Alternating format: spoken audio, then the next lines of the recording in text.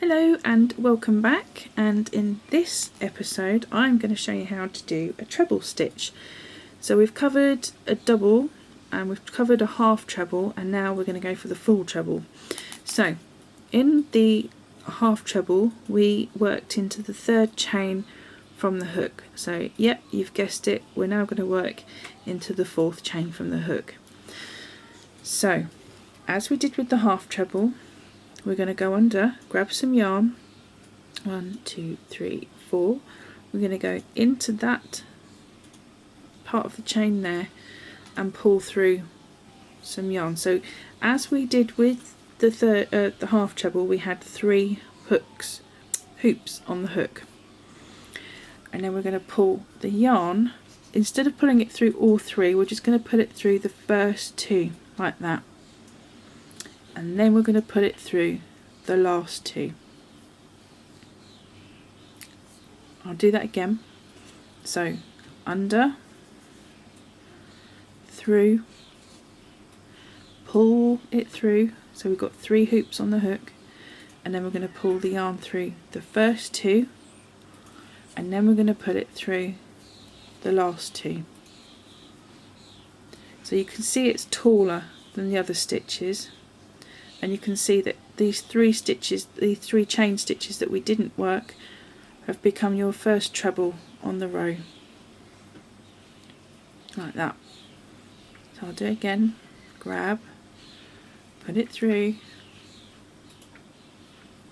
the chain, pull the yarn through the first 2, grab some more, put it through the last 2.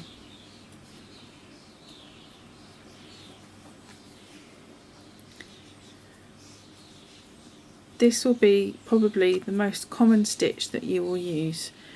After, some patterns you have to start with a few foundation rows of the double or the half treble, and that's just to make sure that your project has a firm bottom or foundation, and then you start to work the more decorative stitches in the trebles.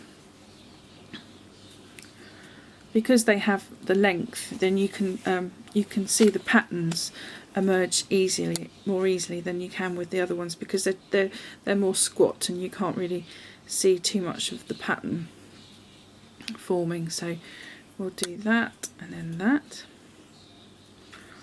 and we'll go through and do it again.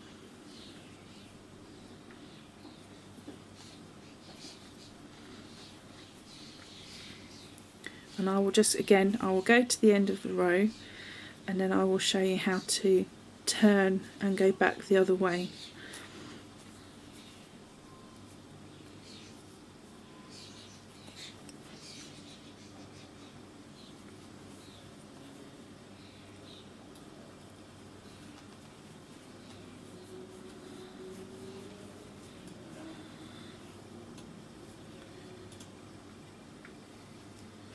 Oh, I'm getting all muddled up here.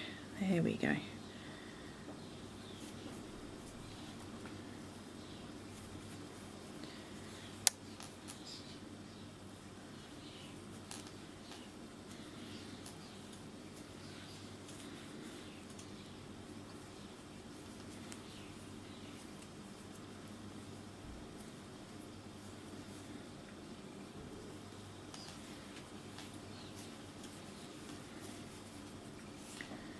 A few more to go, and then when I've shown you going back the other way, I will then show you the height difference in the stitches again, as I did before. Show you how much higher this stitch is compared to at least the double. So I'll just go into that last one there. That one's always a little bit tricky, just like that. There we go. And then I'll just pull that stitch up nice and tight. So when we did the double, we went up 1 chain. When we did the half treble, we went up 2. And this time, yeah, we're going to go up 3. 3 chains at the end of your row, and then you just turn your work around and you start to do your stitches. And again, you can see that 3 chain at the beginning of the row just becomes your first treble.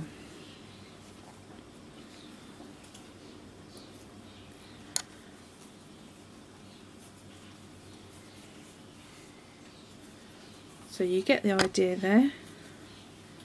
You just keep going and then you return the same way. So I did make one earlier, and here it is. So that's 3 rows of trebles. So that's the front and that's the back. Again, they look slightly different, both just as pretty. You can use whatever you prefer, but that is the front and that is the back. So I'll show you the height difference between the trebles and the half treble and the double. Let's get those lined up nicely. And there you can see there's quite a difference between at least the double and the treble. That's 3 rows of double, 3 rows of half treble, and then 3 rows of treble just there. So this one is definitely more flexible, softer, and then they become more firm as the knots are shorter.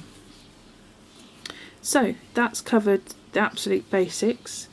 Remembering I don't use any other stitches really, apart from, well, I mainly use the treble, to be honest, and they are the same stitches that I used to make the doilies that I showed you in the first video. In other videos I will show you how to do circles and other shapes, but these are just the basics, so get practicing with those and then we'll move on to something bigger and more fun in the next videos. Thank you for watching. Bye.